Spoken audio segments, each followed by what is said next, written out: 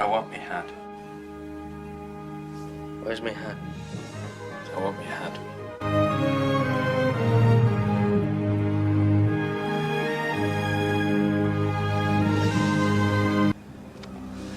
Nothing more foolish than a man chasing his hat.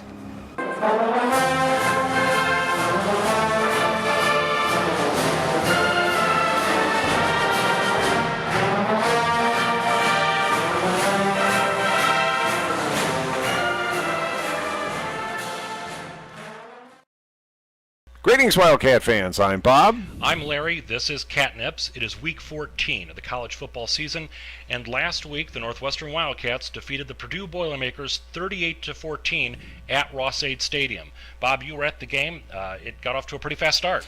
It was wet, it was wild, but you're right. The Cats got off to a great fast start. You had a 25-yard pass to Dan Vitale for a touchdown. You had Justin Jackson scampering 9 yards for a touchdown, and then Tony Jones catching a punt, returning at 64 yards for a touchdown. Voila, there we were, a minute into the second quarter, and the Cats were up 21-0. Yeah, so, a great start for the Cats, one of the best starts we've seen in the last decade. Yeah, the game had a great start. The game, however, was not without its unfortunate moments, and one of the most unfortunate moments of the game came when Trevor Siemian, going in for a quarterback sneak, appeared to have suffered a pretty serious injury to his knee. We haven't heard the official results of whether or not Siemian is done for the year, but it certainly looks very likely that injury was significant and that we may have seen the last of Trevor Siemian and his career at Northwestern, which goes all the way back to 2011. Yeah, I'm really sad to see that end early. This closes a chapter that goes back to that game against Syracuse in 2011 when, as a redshirt freshman, he came in and took over for the last drive at the request of Kane Coulter, no less, and drove us down the field to victory in that game. Significant role that he played in our win over Nebraska out in Lincoln, and very, very significant contributions that he made to our victory in the Gator Bowl. So, Trevor, best of luck to you. Yeah, unless there is a big surprise, we would expect to see Zach Oliver start against Illinois this Saturday. And Zach Oliver, well, he was forced into service as he was at the end of the Northern Illinois game, only this time it was in the second quarter. And after shaking off some rust, I think he actually looked pretty good. Zach wound up 5 out of 11 for 85 yards. He also carried the ball 6 times for 23 yards and a touchdown. And so that brings us to this week's Purple Fist of Justice. There are 3 fists to give out after the Purdue game. The first goes, of course, to Fist favorite Justin Jackson, who, in addition to the touchdown, had 147 yards. It was his second straight game over 140 yards, and it puts Justin Jackson over the 1,000-yard mark for rushing for the season with 1 game to go in the regular season. That's an occurrence that we were used to seeing under the Randy Walker era, but did something of a novelty under the Pat Fitzgerald era, and so congratulations to Justin Jackson for that. Would this be the first time since the early rushing career of Tyrell Sutton that we've had a back go over 1,000 yards, Larry? Yeah, we're back to something we haven't seen in quite a while. Maybe all the way back to 2005. Yeah. So the second fist goes to Kyle Prater, who had 4 clutch catches during this game for 83 yards. He probably should have received a fist last week against Notre Dame, so congratulations to Kyle Prater, who is ending his NU career on a couple of high notes. And then the third Purple Fist of Justice we want to give out to goes to Jimmy Hall, who had 2 great turnover recoveries in this game. One, a fumble that he caused and then helped to scoop up, and then, of course, the interception as well. So congratulations to Jimmy Hall. In addition to those 3 fists, we also want to give to Trevor Siemian an honorary Fist of Justice for all of the work that he has done in the last 4 years at Northwestern. Hooray for new math, new math. It won't do you a bit of good to review math. It's so simple, so very simple, that only a child can do it. So, bowl math, Larry. I mean, in my simple mind, it's 1 game to go, and we need 1 more win to get to 6 wins, and so bowl math is 1.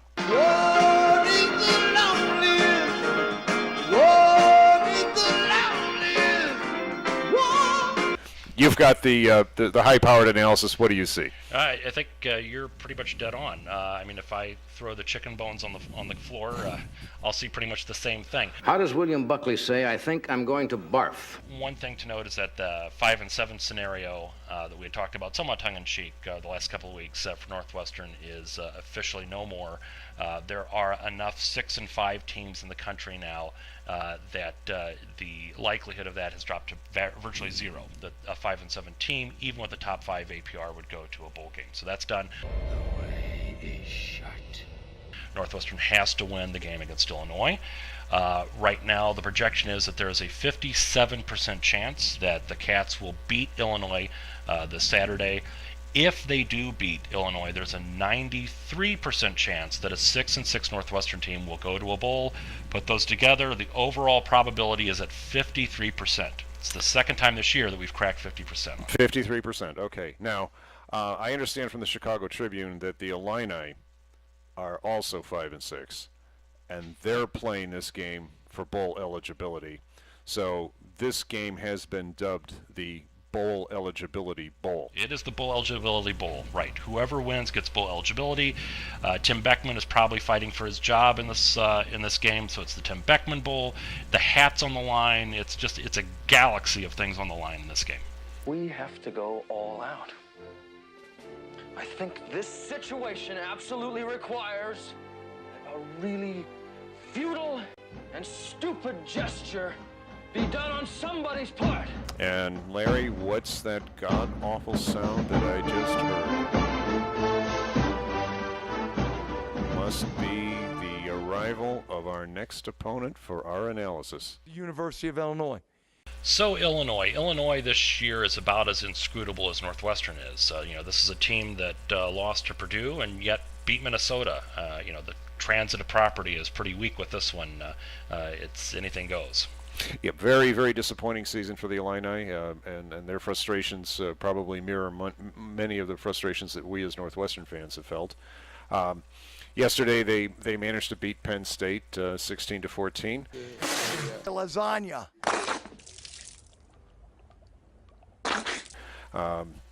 Wes Lunt had come back and was playing his quarterback, didn't do so well, got pulled in favor of Riley O'Toole, who seems to be their perpetual backup.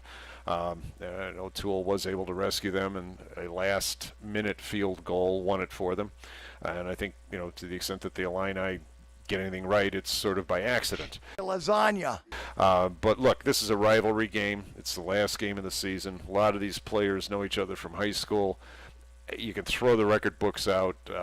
What is interesting, though, is that both teams play for bowl eligibility in addition to the hat. So let's hope the Cats can prevail in this one. But I don't, despite how bad you hear Illinois is, I don't take them lightly. I don't take them any more lightly than Jerry Kill did. So Bob, is it time for potables? Yeah, Larry, I think it's time for potables. So what do we have this time? Wow, this week we have a treat. We have the Pumpkinator.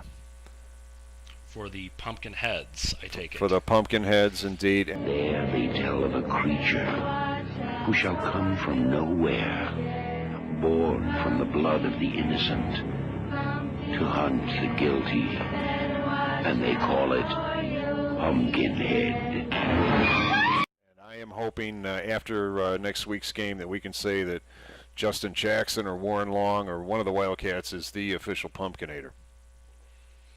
All right. So, cheers.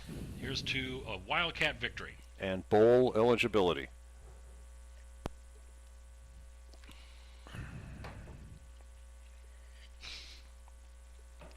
Oh my gosh, that is an off-putting taste. Thoughts? Well, pumpkin started rotting about a month ago, and this tastes pretty rotten. I just don't see Illinois breaking out of its very, very disappointing mode. I'm going to call this one for the Cats. I'm going to say it's ugly, about as ugly as Mr. Pumpkinhead here, but I'll say Cats 35, Illini 17. This is just about as aesthetically displeasing as the orange helmets. I think that it has a quick bite early on. And I think whoever has the quick bite early on in this game is going to be the winner. Look to see what the score is at the end of the first quarter. If the Cats can get up on the Illini early in the first quarter, it might take some of the emotion out of it on their side. It's going to be pretty telling who has the early upper hand in this game. I think it'll be the Cats. I think it'll be Northwestern 34, Illinois 21. Well, I hope you're right, and the Cats send the Illini back to the Wigwam after giving them a good old-fashioned whipping. That's it for us for this week, and as always, go Cats.